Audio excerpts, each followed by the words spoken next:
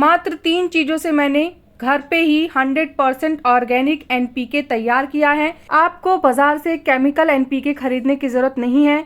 ये एनपीके हमारी मिट्टी को भी रिच बनाएगा और हमारे प्लांट की संपूर्ण विकास के लिए ये बहुत ही अच्छा और असरदार है। तो कैसे बनाया है, किस चीज़ों को डाला है, वो सब वीडियो में बात करते हैं। तो चलिए वीडियो को स्टार्ट करते हैं। हेलो एवरीवन, कैसे हैं आप सब लोग।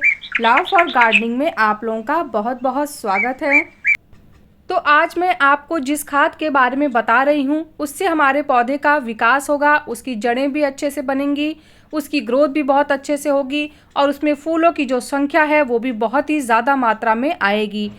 मार्केट में जो केमिकल एनपीके मिलता है या फिर जो डीएपी मिलती है, इनके रिज़ल्ट तो बहुत अच्छे होते हैं, लेकिन अगर आप इनको रेगुलर देंगे तो आपकी मिट्टी की जो क्वालिटी होती है वो ख़राब हो सकती है।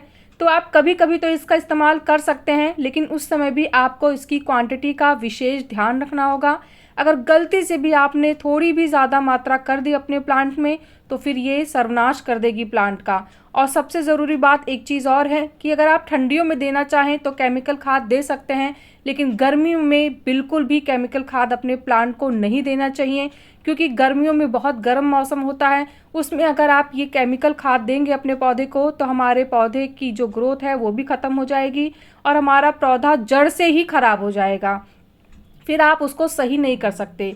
लेकिन जो ऑर्गेनिक खाद होती है हम अपने पौधों को देते हैं, ये मैं मानती हूँ कि वो केमिकल जितना असर नहीं दिखाते हैं, लेकिन इससे हमारे प्लांट की जो मिट्टी होती है वो अच्छी क्वालिटी की बनी रहती है और साथ ही साथ प्रॉपर ग्रोथ भी होती है हमारे प्लांट्स की।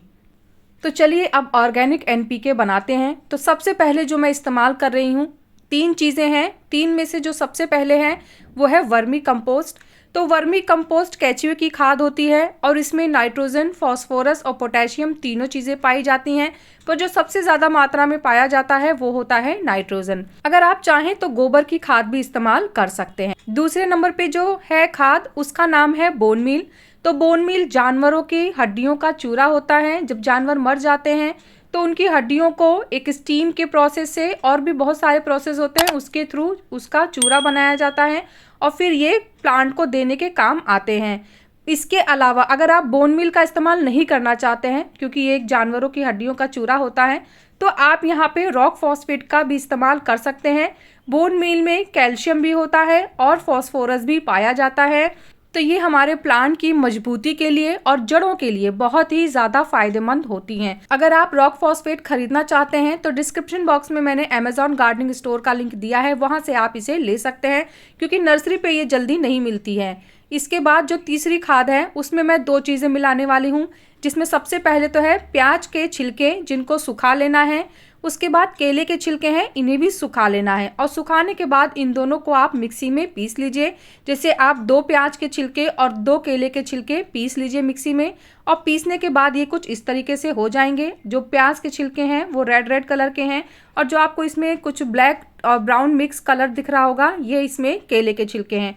तो आपको इनका इस्तेमाल करना है। ये हमारे प्लांट में भरपूर मात्रा में पोटेशियम को प्रोवाइड करेंगे। पोटेशियम से हमारे प्लांट में बहुत सारी कलियां, फूल और फलों की मात्रा बढ़ाएंगे। अब इन्हें प्लांट में देना कितना है तो मैं यहाँ पे एक प्लांट के लिए आपको बता रही हूँ, उसी हिसाब से आप कम ज़्यादा कर सकते हैं। कहने का मतलब है कि अगर आपको और ज़्यादा प्लांट्स को देना है तो आप इसकी क्वांटिटी बढ़ा भी सकते हैं। तो मैंने यहाँ पे 3 बड़ा चम्मच वर्मी कंपोस्ट ले लिया है। उसके बाद मैंने 1 बड़ा चम्मच यहाँ पे बोन मील लिया है। अगर आपके पास बोन मील नहीं है या आप नहीं देना चाहते हैं तो आप यहाँ पे रॉक फॉस्फेट का भी इस्तेमाल कर सकते हैं और उसकी जो क्वांटिटी है वो भी आपको 1 चम्मच ही लेनी है। तो मैंने यहाँ पे 3 चम्मच वर्मी कंपोस्ट, 1 चम्मच बोन मील और अब मैं यहाँ पे 1 चम्मच ही ये जो हमने केले का और प्याज का छिलका बारीक कर लिया था सुखा के, उसको लेना है। तो इससे हमारे प्लांट में बहुत ज़्यादा फ्लावरिंग होगी। अगर कलियां नहीं आ रही हैं, फूल या फल नहीं अच्छे से खिल रहे हैं या बन रहे हैं तो उनको भी यहाँ पे हेल्प मिलेगी। अब इन सभी सामानों को हमें अच्छे से मिक्स कर लेना है और मिक्स करने के बाद इसको देने का जो तरीका है वो भी मैं अभी आगे वीडियो में आपको बताऊँगी, तो बने रहिएगा मेरे साथ। तो इसको देने के लिए हमें सबसे पहले अपने प्लांट की मिट्टी की गुड़ाई कर लेनी होगी। तो आप देखिए मेरे प्लांट में देखिए केंचुए हैं, ये जो आप देख रहे होंगे इस समय हल्का सा रेंग रहा है, ये केंचुआ है। और जब आपके प्लांट में केंचुए होते हैं तो आप घबराइए नहीं, ये बहुत अच्छी बात होती है, क्योंकि केंचुए भी जब मिट्टी में रहते हैं तो वो मिट्टी को खा खा के और उसमें जो हमारे फर्टिलाइज़र होते हैं उनको भी डिकम्पोस्ट करते रहते हैं। तो ये भी एक नेचुरल खाद बनाते हैं हमारे प्लांट्स में, तो ये बहुत अच्छी चीज़ है। तो केंचुए अगर आपके प्लांट्स में है तो आपको बिल्कुल टेंशन लेने की ज़रूरत नहीं है, ये एक हेल्दी प्रोसेस करते हैं हमारे प्लांट की सॉइल में, तो उनको रहने दीजिए एज इट इज़। चलिए अब खाद को कैसे देना है, तो मैंने गुड़ाई कर ली है और गुड़ाई करने के बाद चारों तरफ एक अच्छा सा सर्कल बना लिया है। अब इस सर्कल में ही हमें अपनी खाद को डाल देना है। तो ये पूरी खाद आपको डालनी होगी, क्योंकि मैंने एक प्लांट के लिए ही ये खाद तैयार की है। अगर आप अपने और प्लांट्स में देना चाहते हैं तो जो मात्रा मैंने बताई है उनको दुगना कर दीजिए, उसी हिसाब से आप अपने सभी प्लांट्स के लिए ये खाद बना सकते हैं। ये 100% नेचुरल खाद है। आप 15 दिन में एक बार इस खाद का इस्तेमाल कर सकते हैं, लेकिन जो बोन मील है वो आप महीने में सिर्फ एक ही बार दीजिएगा। जब भी आप ये खाद दें तो खाद देने के बाद वापस से मिट्टी को कवर कर दीजिए खाद के ऊपर, क्योंकि खाद जब ढक जाएगी और उसके बाद जब हम वाटर देंगे तो ये अच्छे से डिकम्पोज्ड होगी। जो खाद है उसको मिट्टी से ज़रूर ढक दीजिएगा, ये बहुत ज़्यादा ज़रूरी स्टेप है। और आप देखिए मैंने मिट्टी को फैला दिया है चारों तरफ से, और अब इसके बाद मैं अपने प्लांट में पानी दे दूंगी।